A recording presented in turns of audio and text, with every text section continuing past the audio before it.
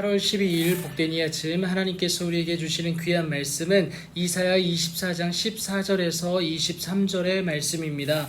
왕되심을 드러낼 그날을 기대하라 라는 제목으로 같이 말씀 나누도록 하겠습니다.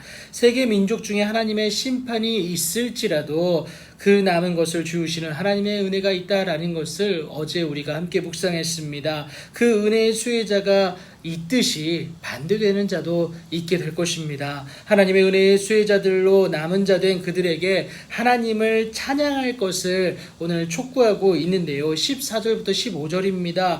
그리고 땅끝에서부터 노래하는데 의로우신 이에게 영광을 돌리세라고 함께 찬양을 하게 됩니다. 그러나 선지자 이사야가 이상하게도 탄식에 탄식을 거듭하게 되는데요. 그 땅의 주민 곧 남유다 백성들에게 두려움과 함정과 올무가 임하게 됩니다.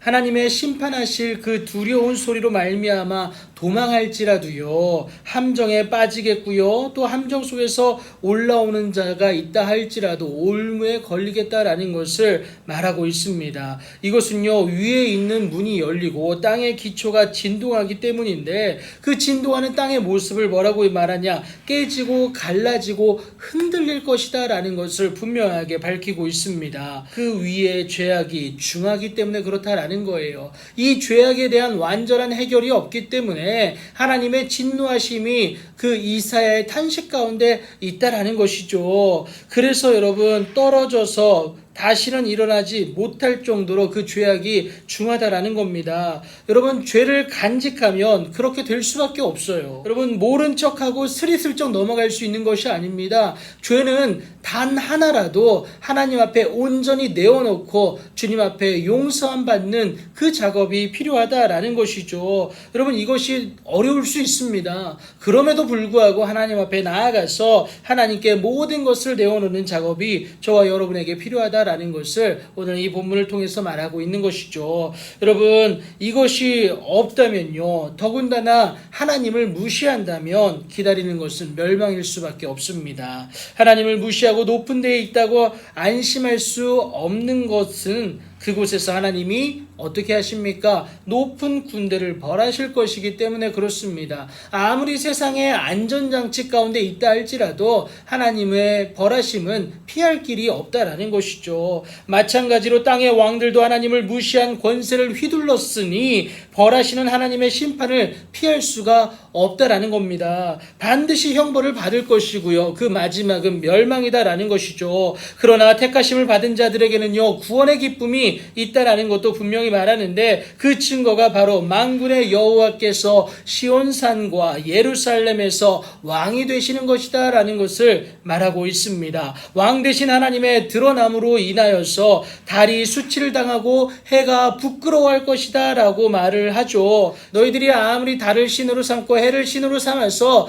그 권력을 가지고 너희들이 나간다 할지라도 결국 하나님 앞에 무너질 수밖에 없다라는 것을 의미하고 있습니다. 세상의 헛된 권력들이 굴복할 수밖에 없음을 드러내고 있는데요. 여러분, 이 천지 만물을 창조하신 하나님보다 큰 자는 없습니다. 이 땅과 역사를 통치하시는 하나님보다 강한 자가 없지 않습니까? 우리의 죽음까지 해결하신 구속주 되신 하나님보다 능력 있는 자 또한 없습니다. 이 땅과 우리의 왕 되심으로 세상에 그의 영광을 이렇게 나타내신다라는 것을 의미하고 있습니다. 그의 자녀된 우리 또한 그 영광에 동참하게 될 것인데요.